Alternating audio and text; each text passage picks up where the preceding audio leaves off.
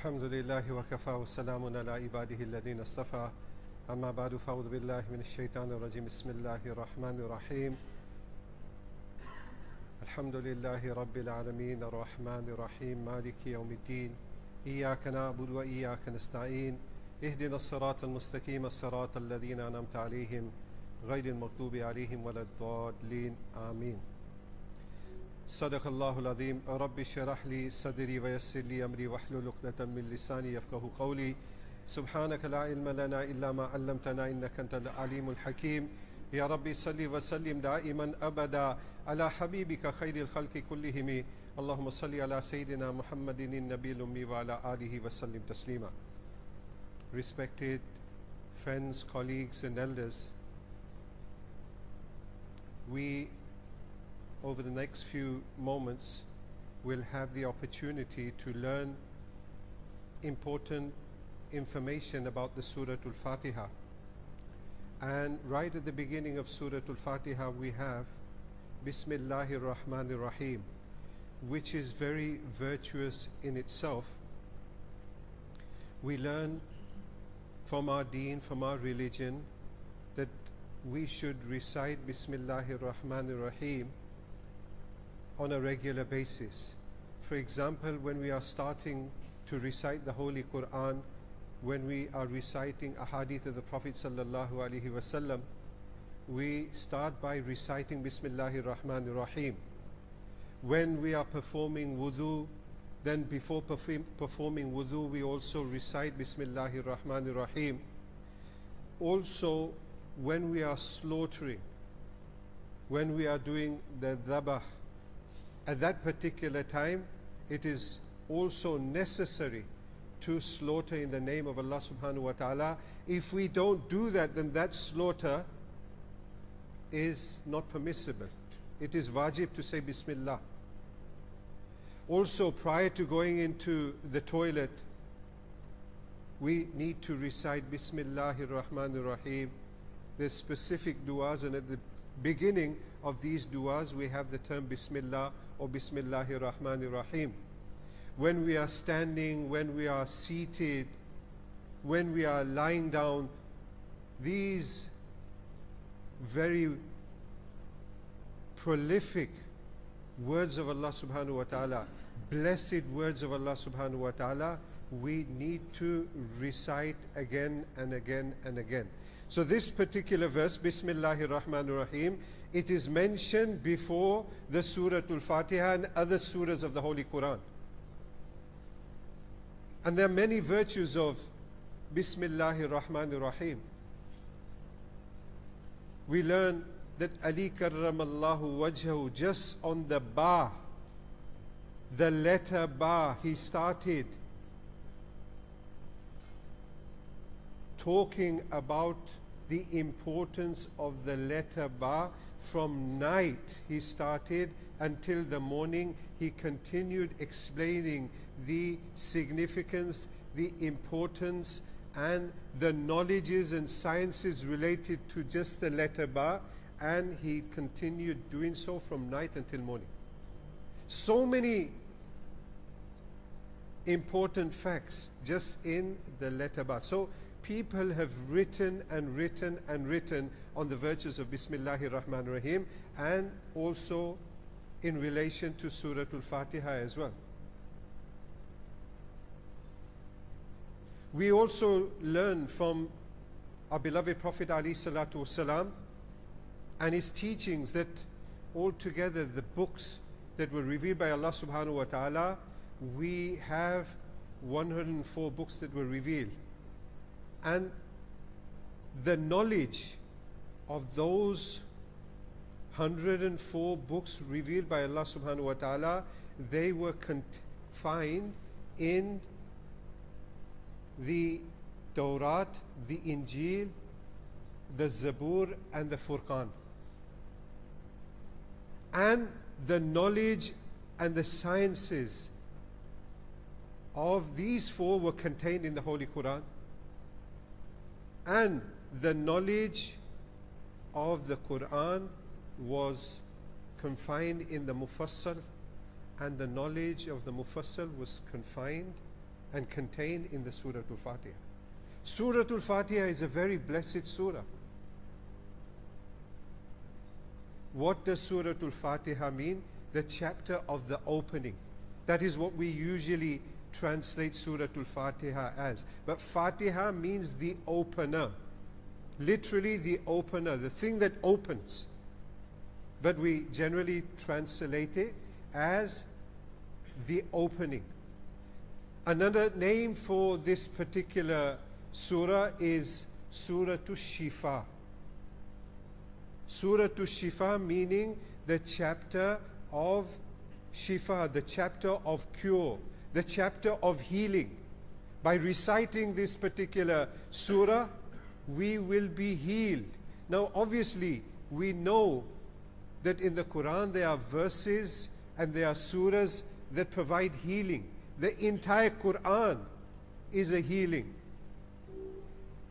for all the spiritual illnesses that we have within ourselves. We have many spiritual problems within ourselves. We have many spiritual illnesses. And the Quran is a cure. وَنُنَزِّلُ مِنَ الْقُرْآنِ مَا هُوَ شِفَاءٌ وَرَحْمَةٌ لِلْمُؤْمِنِينَ. Allah subhanahu wa ta'ala mentions that of the Quran, we have verses, surahs that provide shifa and mercy for the believers. So we have shifa for the spiritual ailments, but Surah Al-Fatiha also provides cure for the spiritual ailments and also the physical ailments as well.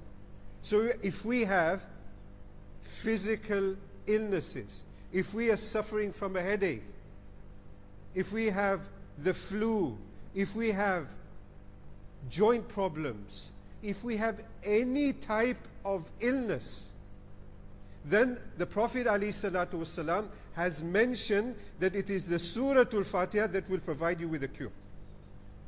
And that is why it is known as Surah Al-Shifa as well. Surah Al-Fatihati Shifa'un min kulli da. The Surah Al-Fatiha is a shifa and cure for every type of illness. And this is the hadith of our beloved Prophet ﷺ. Abu Sa'id al-Khudri radiyallahu ta'ala anhu mentions that once we went to this particular locality and we asked them for hospitality, but they denied us any hospitality. They denied to host us. They didn't want to host us. So what happened is that they decided that they will leave from there. However, somebody came to the people and said that our chief has been stung and he needs to be cured. Is there anybody who can do that? So at that particular time, what happened was that they said that we asked you for hospitality, and that is your right to provide us with hospitality. When guests come, that is what happens. You've got to provide some form of hospitality. Yeah, it shouldn't be that somebody comes to your house and to your locality and then they stay for days on end and weeks and months on end. That's not right as well. For 3 days, that's okay. But they just asked for some hospitality, and what happened was they said no. So they said that we are not going to cure your chief and your leader until you don't pay us.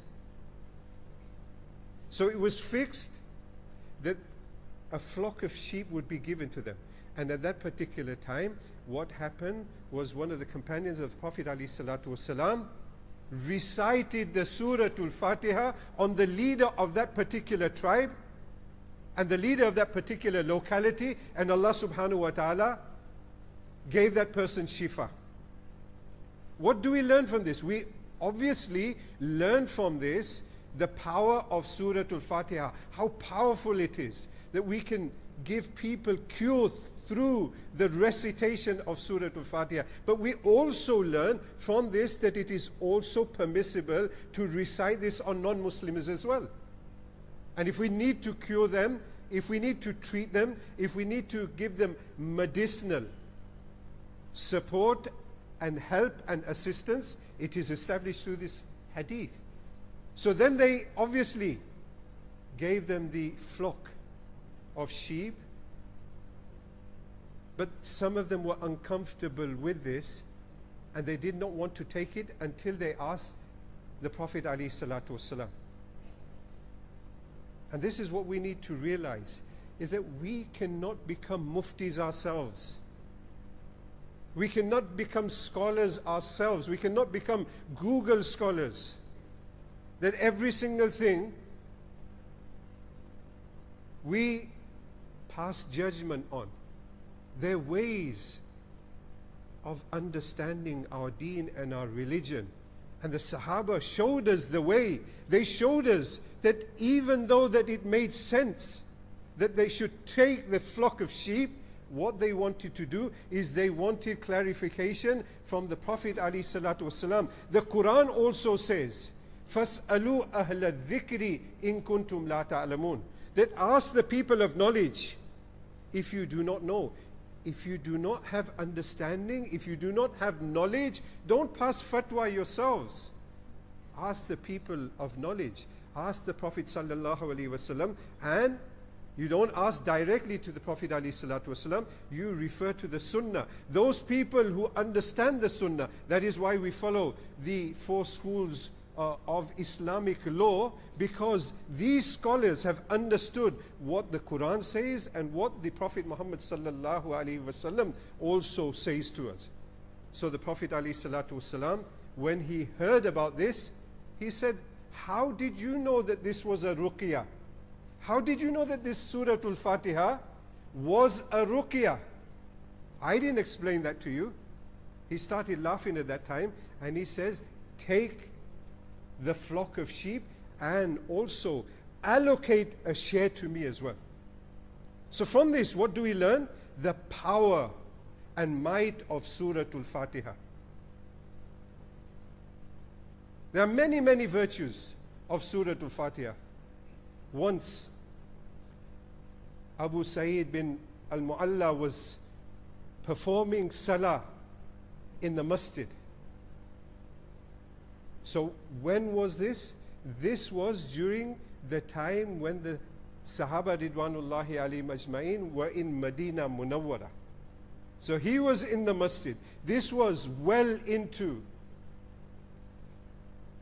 the period of Islam. It wasn't right at the beginning, although Surah Al-Fatiha is one of the first surahs to have been given to the Prophet sallallahu alaihi wasallam. So this was at a time when the Sahaba Ridwanullahi alayhim ajma'in were in Medina Munawwara in the Masjid al-Nabawi. So Abu Sa'id radiyallahu ta'ala anhu was called by the Prophet sallallahu alaihi wasallam when he was performing salah. He did not respond to the Prophet ﷺ until he completed his salah, and then he went to the Prophet ﷺ. When he went to the Prophet ﷺ, the Prophet ﷺ asked him, why didn't you respond to me? He said, I was performing salah. So the Prophet ﷺ referred him to the verse of the Quran in which Allah subhanahu wa ta'ala says, Ya ayyuhalladhina amanu stajibu lillahi walirrasuli idha da'akum lima yuhyikum. O you who believe, respond to Allah and His Messenger when He calls you to that which gives you life. Nevertheless, what the Prophet ﷺ told him, that I will tell you about the greatest surah in the Quran before you leave the masjid. However, the Prophet ﷺ must have got busy doing something, and as he was about to leave, Abu Sa'id ibn al-Mu'alla asked the Prophet ﷺ about the greatest surah in the Quran. And at that time, the Prophet ﷺ mentioned the Surah Al-Fatiha. Now obviously, what do we learn from this? The Sahaba Ridwanullahi alayhim ajma'in were reciting the Surah Al-Fatiha for many years, because it was a surah that was revealed in Makkah Mukarramah, and also it was recited again and again in Salah. One of the names of the Surah Al-Fatiha is Sab'ul Mathani. In the Surah Al-Hijr, Allah subhanahu wa ta'ala mentions وَلَقَدْ آتَيْنَاكَ سَبْعًا مِنَ الْمَثَانِ, that I have given you, Allah says, I have given you, O Prophet sallallahu alaihi wasallam, the 7 mathani. What does mathani mean?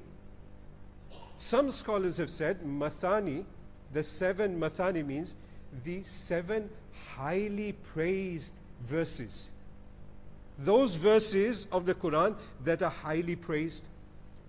Others have said that no, it's referring to the fact that the 7 verses which are worthy of praise. Others say that Sab'ul Mathani refers to the fact that Mathani is referring to repeating the 7 oft repeated verses. Why are they oft repeated? Because we recite these verses again and again and again. We recite them in we recite Surah Al-Fatiha in our prayer. In every prayer, we learn from the Prophet sallallahu alaihi wasallam, La salata illa bi Fatihatil Kitab. There is no salah without Fatihatul Kitab. That is why when we say Allahu Akbar, whether we are praying alone or behind the Imam will start off with Surah Al-Fatiha. So the oft-repeated verses of the Quran. So the Sahaba Ridwanullahi alayhim ajmain knew about this. They knew the importance of Surah Al-Fatiha. Nevertheless, the fact that Prophet ﷺ was mentioning this to one of his companions in Medina Munawwara, it explains to us, it tells us, it informs us that we need to constantly remind one another about important aspects of our deen. There's nothing wrong in going over things that we know of importance. So people will have known the importance of Surah Al-Fatiha, and Allah subhanahu wa ta'ala's Messenger sallallahu alaihi wasallam wanted to reiterate this fact to one of his prominent companions in the Masjidun Nabawi. Although everybody had been reciting Surah Al-Fatiha again and again in their prayers as well, for shifa as well, for other reasons as well, for spiritual reasons as well, but nevertheless he pointed this out so that it may be a lesson to each and every one of us, that even though we may know Surah Al-Fatiha, it is important for us to understand its importance again and again and from time to time. So may Allah subhanahu wa ta'ala insha'Allah give us the ability to understand the importance of Surah Al-Fatiha.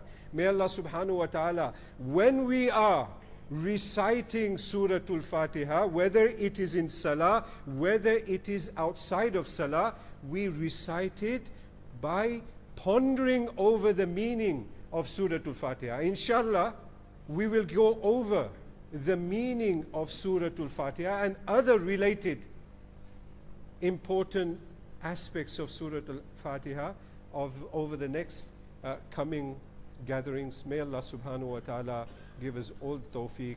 أقول قولي هذا وأستغفر الله لي ولكم ولسائر المسلمين فاستغفروه إنه هو الغفور الرحيم.